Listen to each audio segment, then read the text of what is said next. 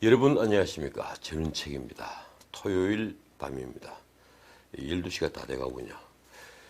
요즘 언론의 관심은 온통 지소미아 그리고 방위비 분담금 여기에 가 있습니다. 그런데 오늘 서울 광화문 일대와 여의도 그리고 서초동은 집회가 벌어졌습니다. 서초동 집회는 숫자가 많이 줄었더군요. 광화문에서는 문재인 대통령 하야를 외치는 수많은 시민들이 모였다고 합니다. 그 불을 질렀던 건 바로 조국 게이트였죠.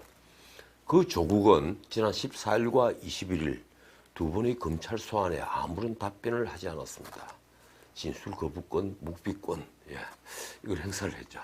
두 번째 조사는 조국이 조사 연기를 요청을 하다가 검찰이 독촉에 마지못해 나왔다고 하는군요.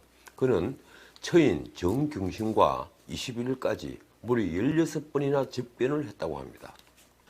공범으로 조사받으면서 한편으로 그 공범과 무제한 면회가 허용되는 걸 도대체 어떻게 봐야 할까요? 무슨 까닭일까요?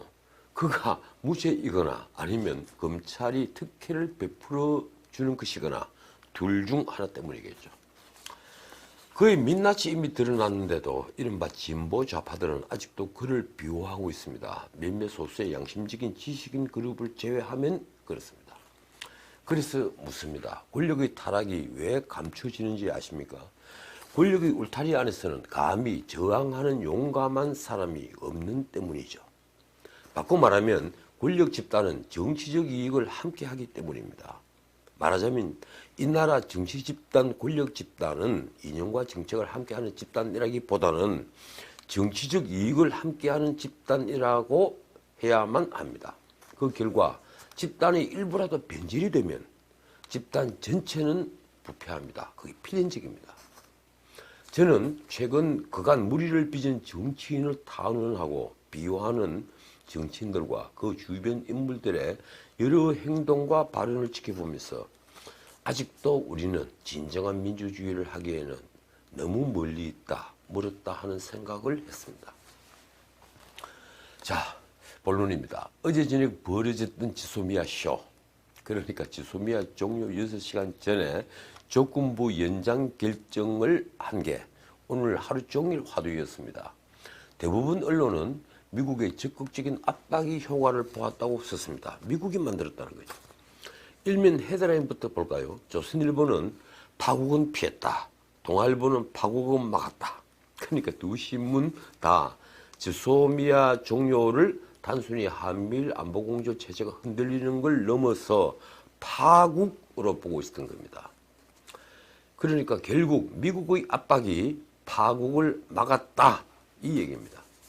조선일보는요, 미국의 국무부, 국방부, 의회의 3중 압박에 우리 정부가 급선회했다. 청와대는 스스로 원칙을 허물고 WTO 제소를 정지했다고 보도했습니다. 이면 3면에 걸쳐서 그렇게 썼더군요. 동아일보 역시 미국의 적극적인 중재와 압박이 극적인 휴전을 이끌어냈다고 보도했습니다. 보도를 보면요, 미국의 전방위적 압박이 있었던 건 사실입니다.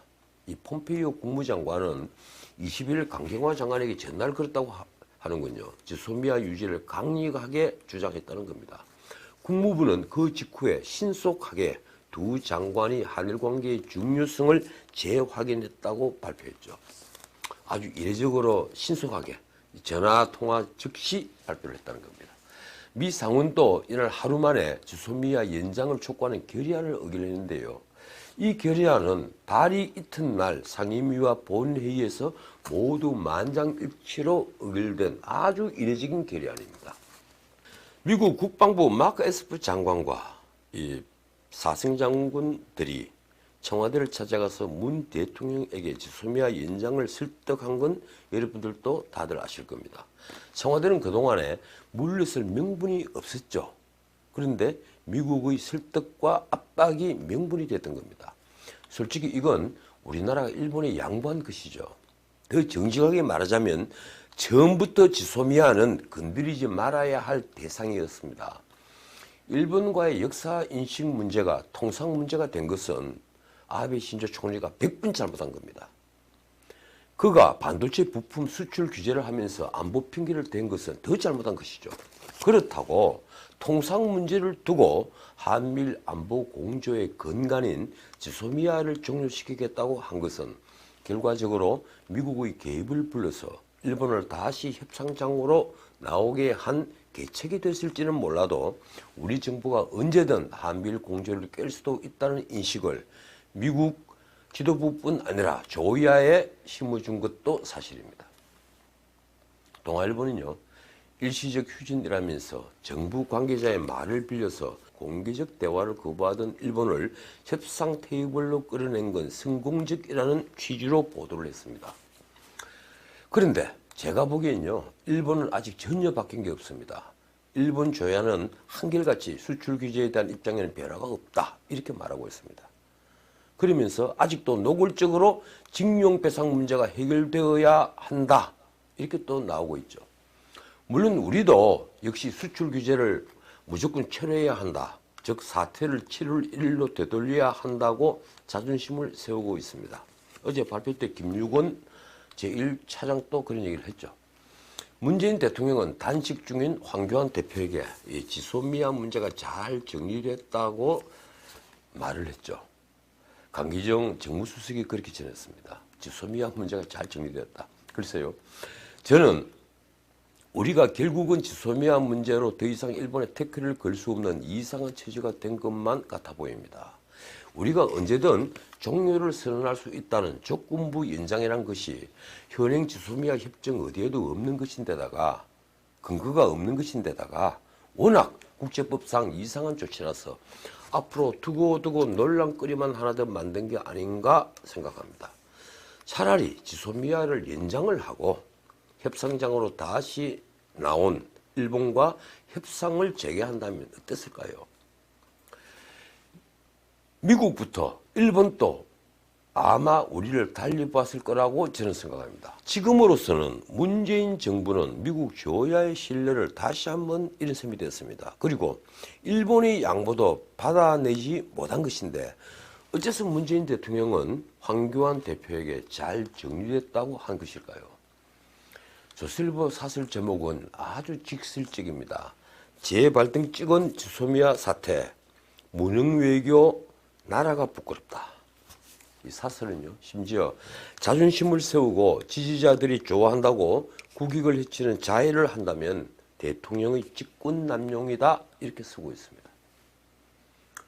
지소미아 철회를 선언하고 한미관계를 회복해야 한다는 생각은 저와 똑같군요. 동아일보 사설은 제목의 톤은 좀 온건합니다. 사설 제목이 이렇습니다. 외교의 시간 번 한국과 일본, 지혜 모아 진정한 해법 도출해내야, 이렇게 되어 있습니다. 사실은 이런 말이 있습니다. 지소미아 카드를 꺼낸 것 자체가 수많은 논란을 불러왔다. 안보를 협상 카드로 내세워 동맹의 불신을 사는 일은 없어야 한다. 자, 그런데 오늘 지소미아 조건부 연장을 둘러싸고 또 다른 진실 게임이 벌어졌습니다. 이거 굉장히 중요한 문제입니다. 청와대가 오늘 일본 측이 화이트리스트 복원 재검토 의향을 전달해 왔기 때문에 지소미아 종료를 조건부로 인정한 것이라고 한 겁니다. 그러니까 어제 NSC를 연 것 자체가 일본이 먼저 화이트리스트 복원을 하겠다, 이렇게 통보를 해왔기 때문에 NSC를 열었다는 겁니다. 진은지는 청와대 핵심 관계자입니다. 어제는 언론들이 청와대 고위 관계자라고 했는데 오늘은 핵심 관계자라고 합니다. 누구일까요? 설마 대통령을 두고 핵심 관계자라고 하지는 않을 테니 핵심 관계자라면 셋으로 압축됩니다. 정의용 안보실장, 김유건 제1차장, 그리고 김정은 제2차장이죠. 이 핵심 관계자는 춘추관에서 지소미아 연장 합의 배경을 묻는 질문에 이렇게 답을 합니다. 일본 정부가 수출관리 정책 대화를 열어서 한국의 수출관리 운영 실태의 신뢰성 확인을 통해 재검토할 수 있도록 한다는 입장을 외교 경로를 통해 전달해 왔다. 그래서 NSC를 열어서 조건부 연장을 했다, 이렇게 말한 겁니다. 그러니까 이제 양국이 발표한 내용, 우리는 지소미아 종료를 조건부로 연기했다, 그리고 일본은 양국 간의 정책 대화를 하기로 했다는 이 발표 내용이 있어서 누가 먼저 굽히고 들어갔느냐 하는 문제가 나온 겁니다. 우리는 일본이 먼저 굽혔다 이런 것인데, 일본은 지금까지 한국이 지소미아 종료를 조건부로 연장했으므로 앞으로 수출 규제 정책 대화란 걸 해보자는 것이죠. 과연 누구 말이 맞는 것일까요? 요미우리 신문은요, 한국 정부가 WTO 제소 절차 중단 의사를 먼저 전달해 왔고 일본은 화이트리스트 복원을 위한 정책 대화를 수용했다 이렇게 보도를 했습니다. 막 그게 정답은 아니겠죠. 그런데 이 문제는 사실 우리 정부의 자존심이 걸린 문제입니다. 어쨌든 그 핵심 관계자는 기자들이 질문에도 불구하고 일본의 입장을 우리에게 통보한 시점은 끝까지 밝히지 않았다고 합니다. 자, 그 핵심 관계자가 누굴까요? 저는 기자들에게 들은 말이 있는데 여기서 할 수는 없군요. 자, 어제 일본으로 간 강경화 장관은 한일 외교장관 회담을 마친 뒤에 다음 달 중국 사천성 성도에서 열리는 한중일 정상회담 때 한일 정상회담이 성사될 수 있도록 일본 측과 조율하기로 했다 이렇게 밝혔습니다. 결국 톱다운 방식으로 한일 현안을 해결하자는 것이죠. 뭐 장관끼리는 대화가 안 되는 모양입니다. 그러고 보니 한 달 전에 아베가 11월엔 문 대통령을 만날 계획이 없다 이렇게 말한 것이 다시 생각나는군요. 그런데 강경화 장관과 모테기 도시미스 외무상의 회담도 격식은 아주 요란하게 차렸는데 실속은 없다는 평가를 내릴만 합니다. 원래 15분짜리로 예정됐죠. 그런데 사진은 주로 두 장관만 찍었는데 참여한 양측 인원이 무려 16명이더군요. 그 많은 인원이 결국 35분간 만났습니다. 15분이 20분 더 연장돼서 35분간 만났는데 통역 시간을 빼면 대화는 불과 한 20분 채 안 되겠죠. 강 장관이 기자 브리핑에서 한 말이 맞는다면 오늘 회담은 양국의 주장만 되풀이한 셈이 됐습니다.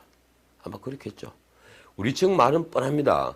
일본의 수출 규제가 조속히 처리해야 한다.